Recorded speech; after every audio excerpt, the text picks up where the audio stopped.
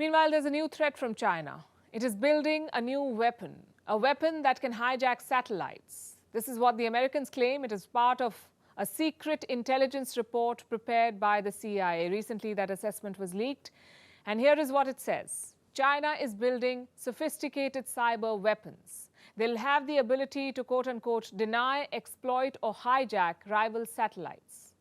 Once this Chinese weapon strikes, it can make satellites useless. They won't be able to send data signals or conduct surveillance. In fact, let me show you how the leaked report describes the Chinese weapon. This is what it says. Their cyber capability would allow China to seize control of a satellite, rendering it ineffective to support communications, weapons or intelligence, surveillance and reconnaissance systems. It's a clear threat, and Taiwan has taken note. It is upgrading its communication infrastructure. The new system should be able to survive a Chinese attack, or so Taipei hopes. You see, satellite communications are indispensable for Taiwan. If China decides to invade, communication networks will be a clear target. The PLA will try to knock them out, and by doing so, they will be able to cut Taiwan off from the rest of the world. This is a real threat, and Taiwan has no option but to prepare in more ways than one. It has also announced fresh military drills. They will begin next month. Of course, our drills are based on the threat of the communists invading Taiwan and their recent military exercises around Taiwan.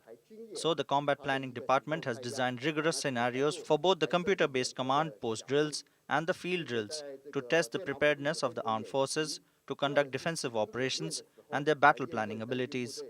Taiwan's allies are preparing too. This week, the US conducted drills with the Philippines. This was their largest ever annual military exercise. It happened on the Basco Island.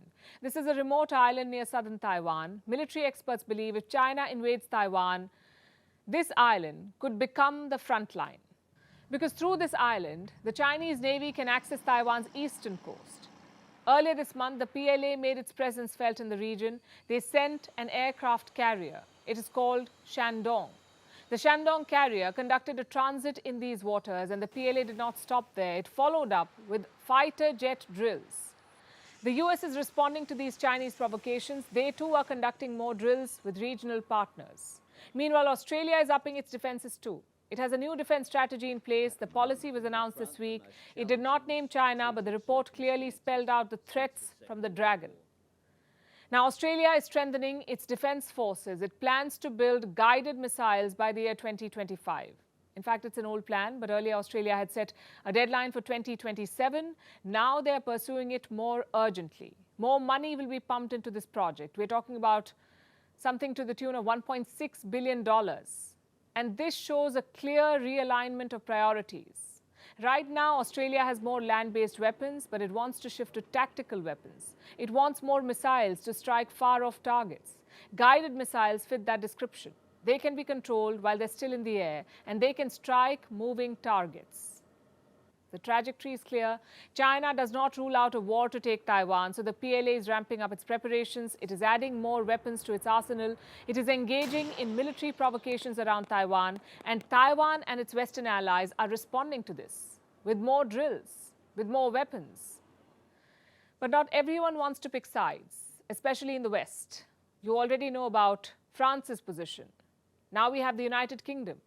London has spelled out its policy on China. Their Foreign Secretary, James Cleverly, has delivered a speech. His plan to deal with China is through engagement and influence. He wants to call out China on human rights, he says. At the same time, he wants to talk to China and try to bring it on board on issues like climate change. What about Taiwan? Cleverly said a conflict over the island will be catastrophic. Let me quote from his speech. A war across the strait would not only be a human tragedy, it would destroy world trade worth $2.6 trillion. I shudder to contemplate the human and financial ruin that would follow, so it's essential that no party takes unilateral action to change the status quo. Cleverly has also asked China to come clean about its military buildup on the high seas. Guess what China's response is? It's called London's assessment, nonsense. China pursues a defensive national defense policy. Our defense construction focuses on safeguarding China's own security. Accusations of so-called Chinese military expansion are complete nonsense. London wants a trade relationship with Beijing. At the same time, it wants to contain China militarily. It's not the first power to try to walk the middle ground. The problem is, with China, there is no middle ground. As it turns out, American big tech is untouchable only in the US. In other parts of the world, it is being challenged. It is facing more regulation and in some cases being asked to cough up hefty fines. Take Google, for instance. South Korea slapped a $32 million fine on Google, and now Europe is imposing stricter rules. These rules will apply to 19 tech giants. They will face more scrutiny. Which are these companies? What did they do to invite such measures? And does this set a template for the rest of the world to follow? Our next report has the answers. Being a big tech company may be a badge of honor in the United States. But around the world, it's turning into a liability. Take the European Union, for example. It has identified 19 very big companies. The EU says that these companies are so big that they have an added responsibility. Responsibility for what? For making the internet safer. The European Union has rolled out some big online content rules. They're collectively known as the Digital Services Act. Here's what the rules broadly stipulate. Companies must undertake risk management. They must conduct external and internal auditing. They will also have to share data with relevant authorities and researchers and adopt a code of conduct by August this year. That's not all. These companies will also be asked to do a lot more to tackle disinformation. They'll have to protect users and give them more choices, and also ensure stronger protection for children. Given the track record of big tech companies, they may try to wiggle their way out of these rules. But non-compliance may attract major fines. We are talking about fines as high as 6% of their global turnover. So which companies are in the dock? The biggest of the lot. The likes of Google, Apple, Amazon, Meta, Twitter, TikTok, Alibaba, Wikipedia, Microsoft, and Snapchat. The European Commissioner for Internet Market made a point to single out Facebook. Thierry Breton said, and I quote, "Now that Facebook has been designated as a very large online platform, Meta needs to carefully investigate the system and fix it, where needed, ASAP." Twitter and TikTok will also be put through a test, a stress test, if you want to be dramatic about it.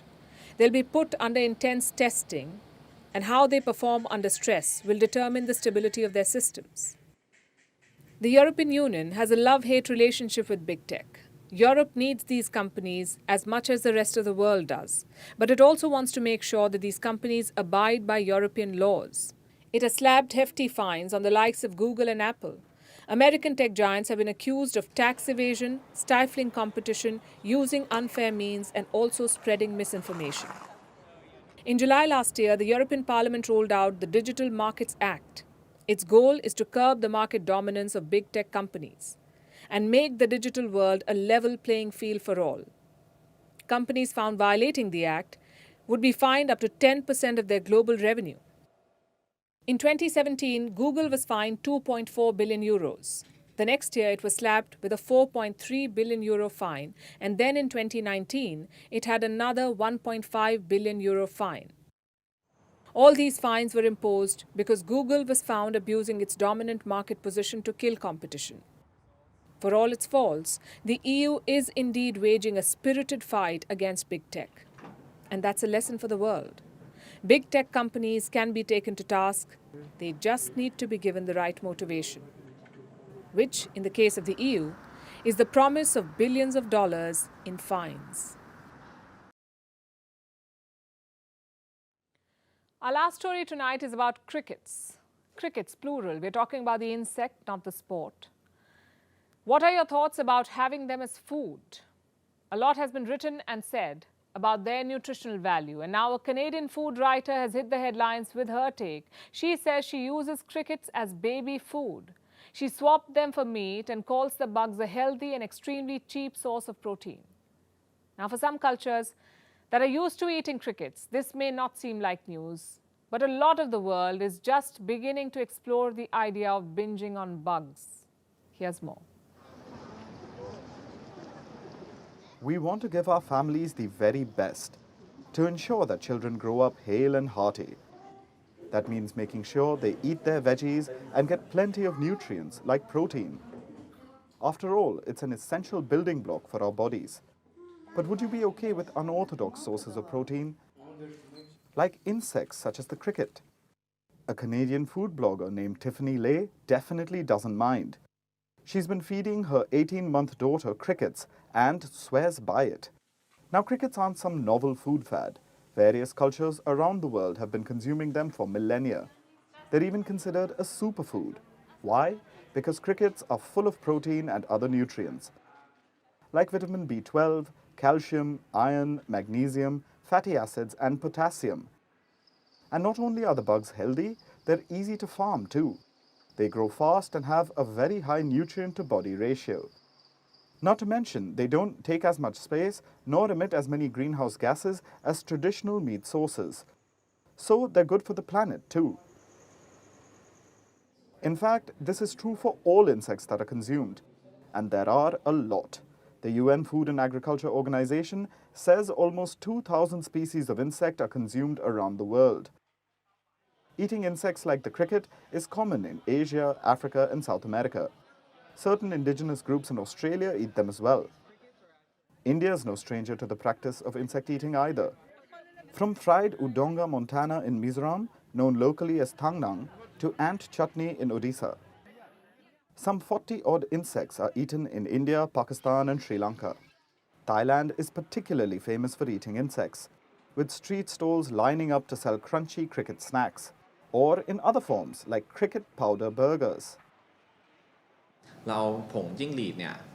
We use cricket powder in our burgers to show everybody that the powder, as well as the actual crickets, can be produced into other menus other than street food.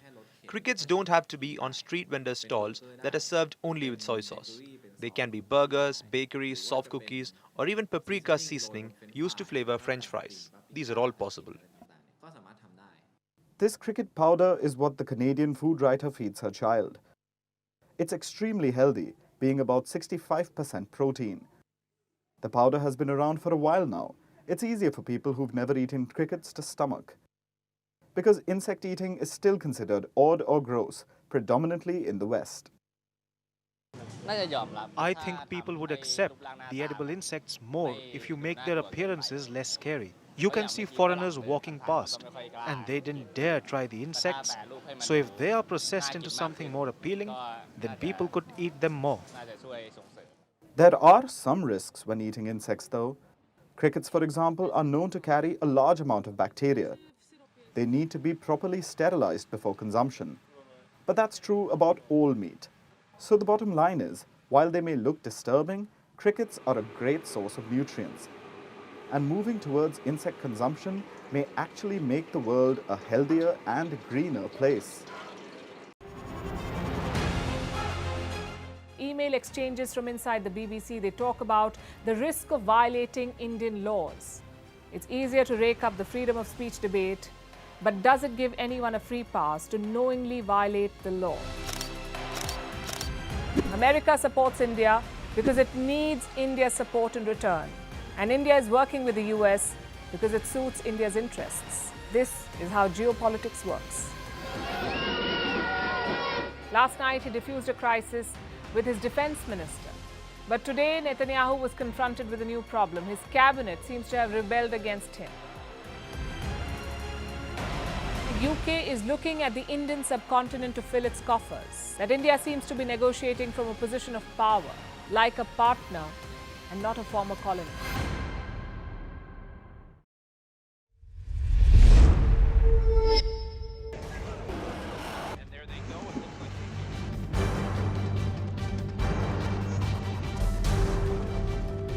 The US and Russia are dangerously close to an armed conflict.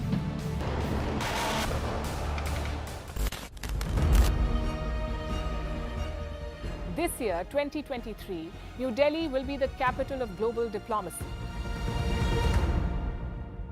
For a country as diverse as ours, with 88% of the population illiterate, it was a very big deal to write a constitution, and that too, the world's largest. Meanwhile, if we may, Here's a Republic Day gift from India for the BBC. A list of suggestions for the BBC for their upcoming documentaries. Number 1, the Kohinoor and the colonial loot. Number 2, an outdated monarchy and unhealthy obsession with the royals. Number 3, racism in 2023. We're waiting.